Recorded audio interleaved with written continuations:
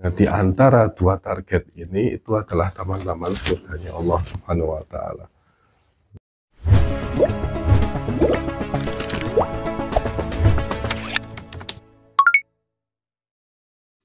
Assalamualaikum warahmatullahi wabarakatuh. Salam Sobat Archery. Alhamdulillah, pada hari ini kita masih diberikan kesempatan sehat, nikmat yang luar biasa dari Allah Subhanahu wa Ta'ala. Selawat juga bertanggakan salam kita aturkan kepada junjungan kita, suri tauladan kita, yaitu Nabi Muhammad SAW. Mungkin pada pembahasan kali ini kita akan membahas lebih dalam lagi, yaitu tentang fadilah memanah atau fadilah furusyah. Kemarin kita sudah membuka dengan muqaddimah kitab Furusyah Al-Muhammadiyah. Di dalamnya juga ada asas-asas dan macam-macam untuk penyempurna asas-asas tersebut, itu ada 4 kemarin, insya Allah di video kemarin sudah ada. Nah, sekarang kita membahas tentang fadilah, yaitu fadilah memanah. Itu terdapat dalam hadis Sunan Abi Dawud yang berbunyi, an Uqbah bin Amir qala sami'tu Rasulullah sallallahu alaihi wasallam yaqul inna Allah azza wa jalla yudkhilu bis-sahmi al-wahidi thalathata nafarin al-jannah sani'ahu yahtasibu fi sun'atihi al-khair ar-ramiya bihi wa mumbilahu warmu warkabu wa antarmu ahabba ilayya min antarkabu laysa minal lahwi illa thalathun ta'dibur rajuli farasahu wa mula'abatuhu ahlahu wa ramyuhu biqawsihi wa nablihi wa man taraka ar-ramyi ba'dama alimahu raghbatan anhu fa innaha ni'matun tarakaha aw qala kafaraha. Ini hadis pertama tentang fadilah memanah. Puasanya dari Uqbah bin Amir, dia berkata, aku mendengar Rasulullah SAW bersabda, sesungguhnya Allah itu memasukkan 3 orang ke dalam surga karena 1 anak panah. 1 anak panah ini bisa memasukkan 3 orang. Siapa saja mereka? Yang pertama yaitu mereka yang membuatnya karena ingin kebaikan di dalamnya, yaitu membuat anak panah tersebut. Maka saya anjurkan untuk para acer, untuk para pemanah, itu bisa untuk merakit anak panah sendiri, karena di dalamnya juga fadilahnya luar biasa. Dan yang kedua yaitu orang yang memanah dengannya, yaitu orang yang memanah dengan anak panah tersebut yang telah dibuatkan. Dan yang ketiga yaitu orang yang mengambilkan anak panahnya. Jadi selanjutnya yaitu memanahlah kalian dan menunggang kuda. Kalian memanah lebih aku cintai daripada menunggang kuda, dan bukan termasuk hiburan yang disunahkan kecuali 3 perkara. Yaitu yang pertama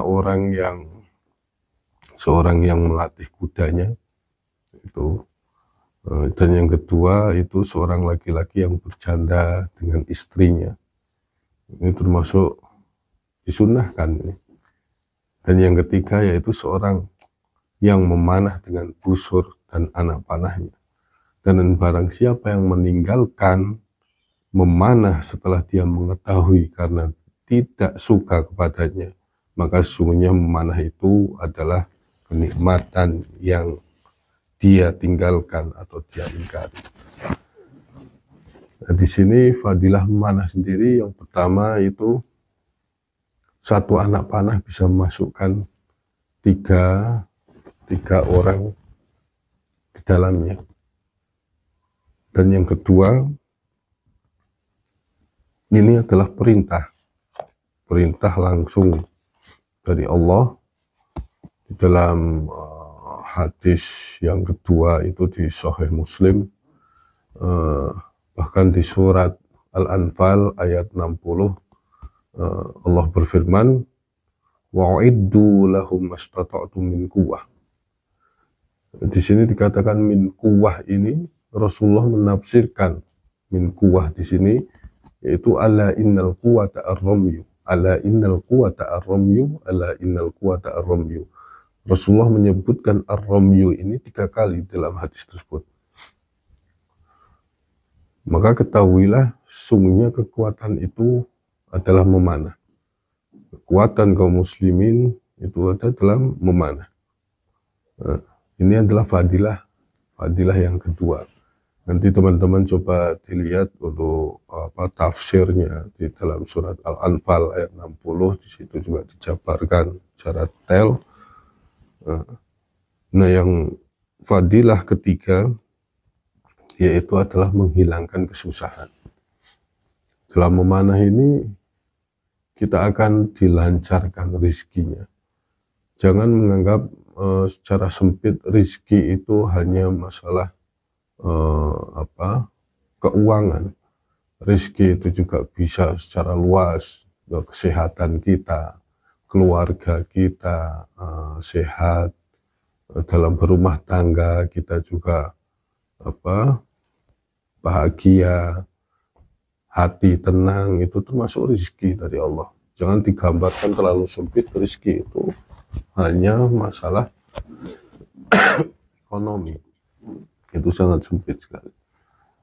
Maka dari itu, itulah fadilah yang ketiga, itu Allah akan menghilangkan kesusahan. Bahkan kita dianjurkan untuk para pemanah itu untuk menyimpan busur, setidaknya busur, kita memiliki busur di setiap rumah, karena di situ akan melancarkan rezeki kita. Dan yang keempat, itu sumpah para pemanah itu tidak ada kafarat. Ada cerita bahwasanya di dalam hadis yang keempat, itu tentang Abu Bakar dan Umar itu melewati sekumpulan pemanah, kemudian sahabat yang sedang memanah. Maka salah satu di antara mereka itu mengatakan, salah satu para pemanah ini mengatakan, aku akan mengenai sasaran, demi Allah. Dia bersumpah, demi Allah, aku akan mengenai sasaran. Ternyata tembakannya meleset dan tidak mengenai sasaran. Nah, di sini kemudian Abu Bakar berkata, dia telah melanggar sumpahnya Rasulullah. Dia mengadu pada Rasulullah, dia telah melanggar sumpahnya. Dia bersumpah akan mengenai target, akan tapi tidak mengenai target. Baru Rasulullah kemudian bersabda, tidak, sumpah para pemanah tidaklah berarti atau tidak melanggar dalam dan tidak ada kafarat di dalamnya, tidak ada hukuman. Karena orang yang memanah mengenai target ataupun tidak mengenai target, itu di situ dapat pahala tertentu. Dan yang selanjutnya yaitu fadilah tentang memanah, itu dalam setiap langkah kakinya saat memanah itu ada satu kebaikan. Karena memanah itu kalau kelihatannya olahraga yang gimana gitu. Akan tapi di situ terdapat kekuatan yang luar biasa. Kita menarik busur dengan mungkin untuk standar biasa itu 30 lps. Untuk laki-laki, biasanya untuk perempuan itu awal mula manah itu 25 lps. Nah, 25 lps, 1 lps itu sekitar setengah kilo. Nah, itu menarik busur itu dikalikan saja, dikalikan 25. Di situ udah kekuatan dalam menarik busur. Setelah itu, setelah ditarik melepaskan anak panah, kita berjalan dari tempat kita memanah menuju ke target. Itu melatih semua otot-otot kita secara tidak langsung.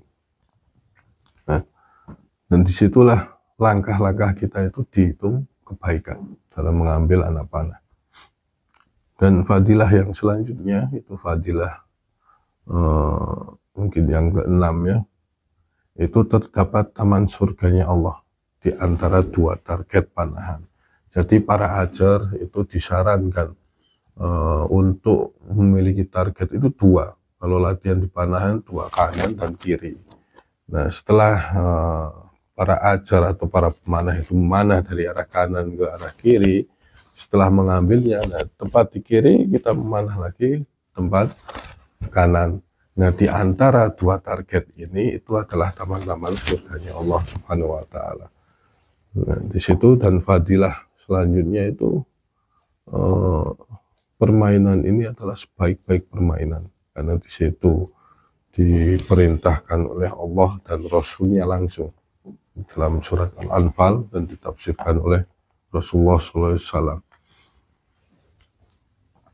Ini adalah fadilah-fadilah dalam memanah. Ya, yang pertama itu satu anak panah bisa memasukkan 3 orang ke surganya Allah, yaitu memanah anak panah yang dibuat pembuat anak panah yang menginginkan kebaikan di dalamnya. Yang kedua itu si pemanah sendiri yang melemparkan anak panah, dan yang ketiga itu orang yang mengambil manah. Dan yang kedua itu perintah dan keutamaan memanah itu sendiri. Dan ini perintah dari Allah dan Rasulnya, karena membentuk kekuatan dan hati kita tenang, dan ini termasuk tazkiyatun nafas yang luar biasa. Di situ kita bisa menata hati kita, pikiran kita dari konsentrasi untuk memanah tersebut. Dan yang ketiga yaitu menghilangkan kesusahan dalam bentuk apapun. Allah akan memberikan rizki terhadap para pemanah, rizki dalam bentuk apapun, kadang kesehatan kita, kadang kelancaran dalam kita usaha, kelancaran mungkin berkeluarga, tidak ada percecokan di dalam keluarga. Dan yang keempat yaitu sumpah para pemanah itu tidak ada kafarat dalamnya. Dan yang kelima, dalam setiap langkah kakinya terdapat satu kebaikan. Dan yang keenam itu terdapat taman-taman surganya Allah di antara dua target. Dan yang ketujuh itu sebaik-baik permainan. Nah, di sini ya, kita tutup sharing-sharing ini di channel Sofa Archery. Kita tutup dengan wasiat furusiah dan memanah dari Umar bin Khattab.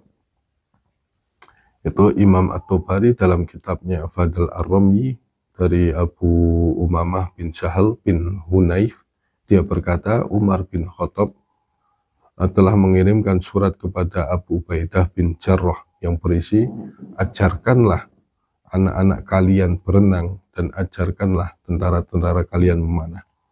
Akhirnya mereka pun memundar-mandir di antara target sasaran karena latihan memanah. Nah, ini fadilah-fadilahnya. Maka dari itu sebelum kita masuk ke berlatih memanah, kita pahami dulu fadilah-fadilahnya, keutamaannya. Kemarin juga sudah muqaddimah di dalam furusiah Muhammadiyah itu terdapat apa aja, yaitu salah satunya mungkin menunggang kuda, berlatih memanah, berlatih tombak, dan berlatih pedang. Maka dari itu jadi untuk teman-teman sekalian para pemanah dimanapun berada, jangan sampai kita sudah mengetahui ilmu ini kita meninggalkan.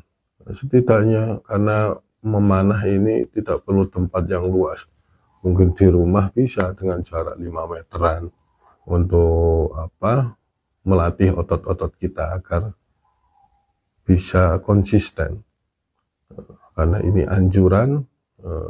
Bahkan kalau di tafsir itu wa'idda lakum mastata'tum min quwwah, di situ dikatakan kalau wa'iddu lahum mastata'tum min quwwah, itu perintah untuk kita meningkatkan kekuatan kita.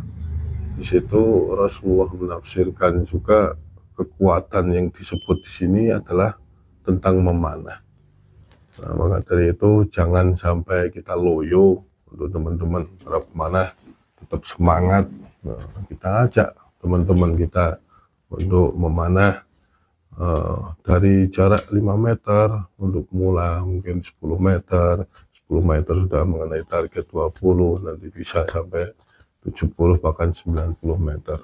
Nah, mungkin ini fadilah untuk menggugah para pemanah agar lebih semangat lagi dalam memanah. Bahasanya tidak sia-sia, dan ini adalah sebaik-baik permainan yang Allah dan Rasulnya berikan kepada kita. Dan jangan sampai lewatkan, karena ini sunnah yang hampir punah.